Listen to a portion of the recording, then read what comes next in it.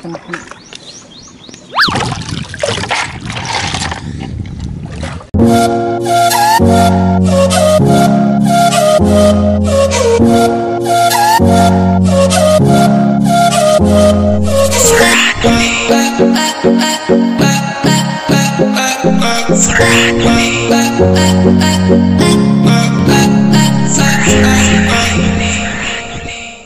mga ka-love! Ako po pala si Ulysses, ang bayot nga kiat pero dili igahan. Ako din Francis, ang gwapo pero diyoso. And we are the Family Love Team. At kung bago ka pa lang sa aming channel, don't forget to subscribe.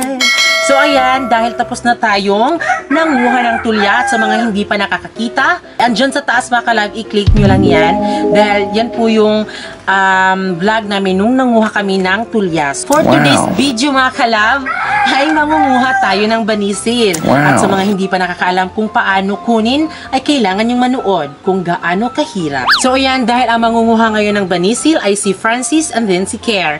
So ayan mga ka-love, just keep on watching. So ngayon mga ka-love, ay dahil natapos na yung pagkuha natin ng tulya, so ngayon ay kukuha tayo naman ng banisil para makumpleto na lahat yung ating mga tulya at yung banisil. So tara na! So ayan, mangunguha ko sila ng banisil mga ka-love ay dyan po sa aming fish pond. Kasi sobrang dami din kasi dyan. Uy, ayun, pag-dive-dive, uy. Ayan, dyan sila mangunguha mga ka-love.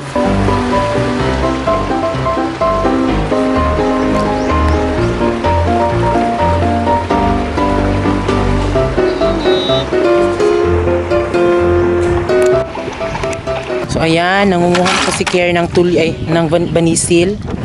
Di marami yung banisil mga ka-love kasi nagtakot sa limango. Kaya pumunta sa iba. Nagpalayo siya.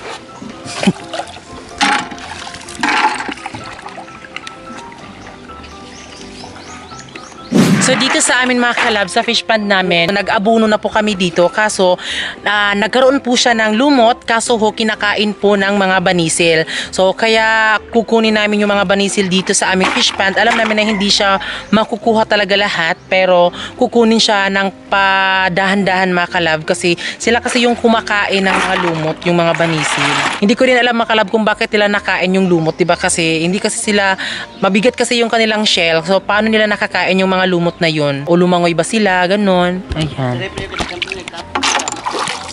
Lugar ko dre. Sudlang ko ah. Ay, wala.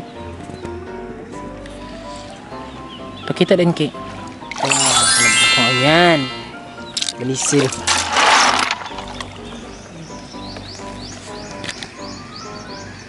Kung kukuha ka nito mga ka-love, dapat tignan mo kung paparehas na lahat. May umang ba dyan, Care?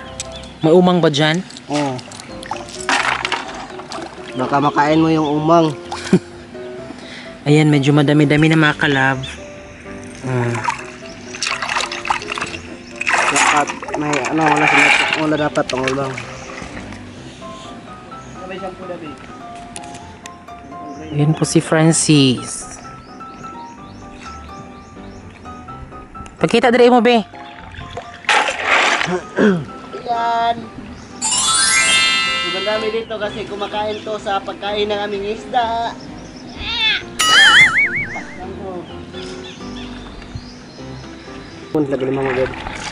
So yung mga banisil daw mga ka-love ay natatakot sa alimango kasi kumakain din po yung alimango ng banisil. So kaya din pala ang rason na kaya medyo matataba po yung mga alimango namin dito kasi yun din po pala yung kinakain naman ng mga alimango, yung mga banisil, di ba? Kasi yung mga banisil kasi is madali lang maano ng alimango kasi di ba matulis kasi yung kanilang kamay. Kaya nakakain talaga nila. Sa bandang dito mga ka-love, madaming mga banisil. Sa bandang dito sa fish pond talaga namin mga ka-love, parang ano lang, noon kasi kinukuha po ni Kuya Sandy, yung kapatid niya ni Francis, kinukuha yung mga banisil para ibenta nila sa kanila. So, minsan dito din sila kumukuha ng tulya. So, ako mga ka-love, hindi ako tumulong sa pagkuha ng banisil kasi natatakot ako kasi baka merong alimango dyan na kukuha, baka kagatin ako ng alimango, alam niyo naman.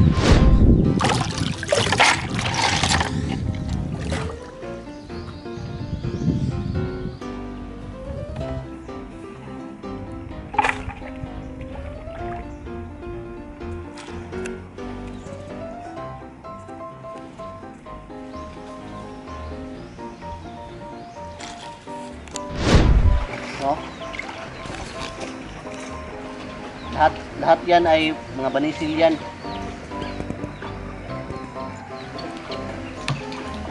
So ayan mga kalab, si Francis ay nangunguha po siya ng mga banisil sa gilid po ng net dahil yung mga banisil mga kalab ay mahilig sila dumikit sa may mga net or sa mga semento, ganyan. So kaya po mga kalab, so tignan nyo po mga kalab, yan po yung mga sample mga kalab sa banisil na dumidikit sila sa mga net. Ayan sila, so dyan po kinukuha ni Francis yung mga banisil na dumidikit po dyan sa may net. O, kaya ayun po si Francis.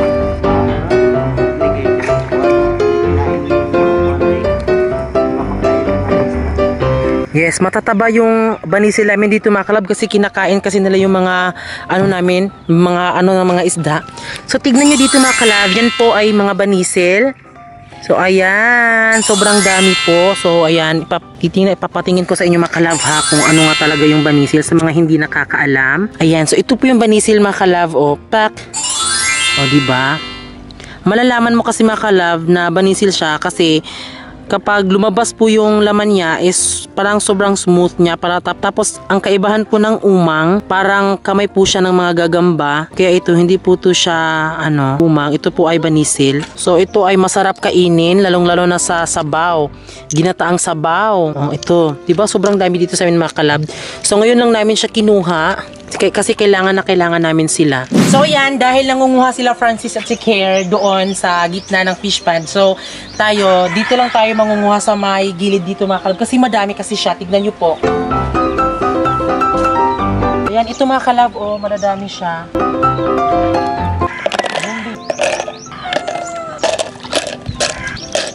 Ito madami. And syempre, yung tubig namin dito mga kalab, hindi siya marumi kasi pasok labas kasi yung tubig dito sa aming fish pond.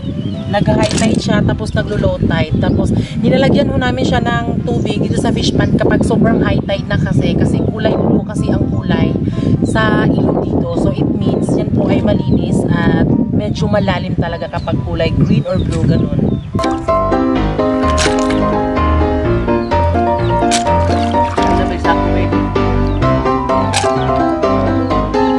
Na ililinisin mo natin itong sako makalap kasi medyo madumi para ito yung lalagyan natin ng banisil.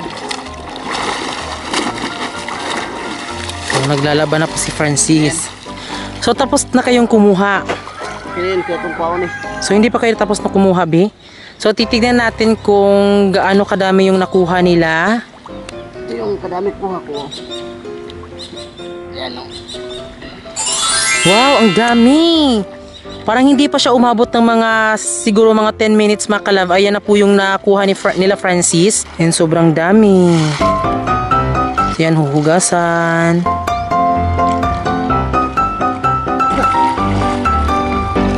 Ayan din po yung kang Care. Napuno po yung kanyang balde mga kalab.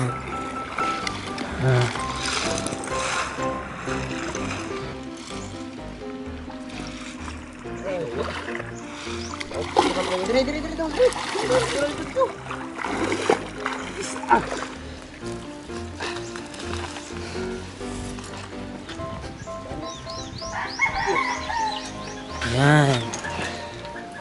Yan po yung nakuha ni Care. So ilalagay natin dito. So ayan, pinagtutulungan na talaga nila Care at Francis kasi sobrang bigat talaga dahil meron silang nakuha. Sobrang dami. Yan.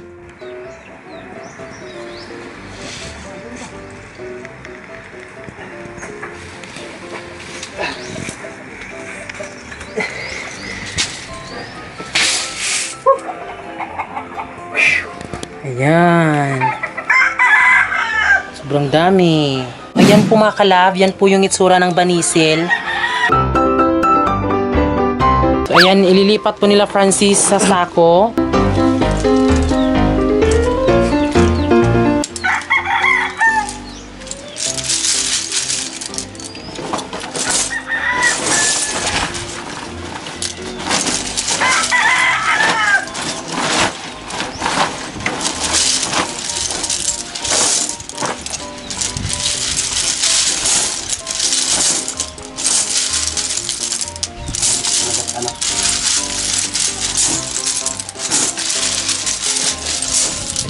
Luto anak di. Luto na rin ito.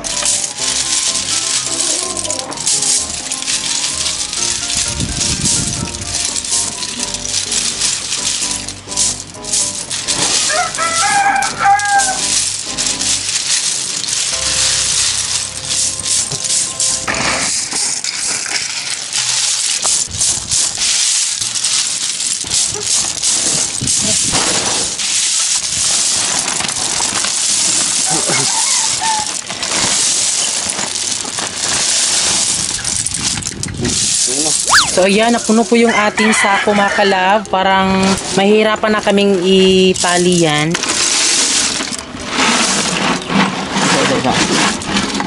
Dilitan ka na siya mga kalab kasi uga na daw siya.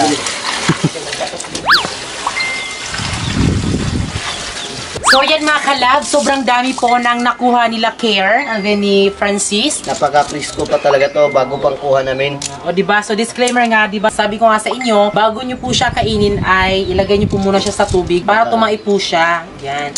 Gaya din po yan sa tulya. O diba? So thank you kay Care and then kay Francis.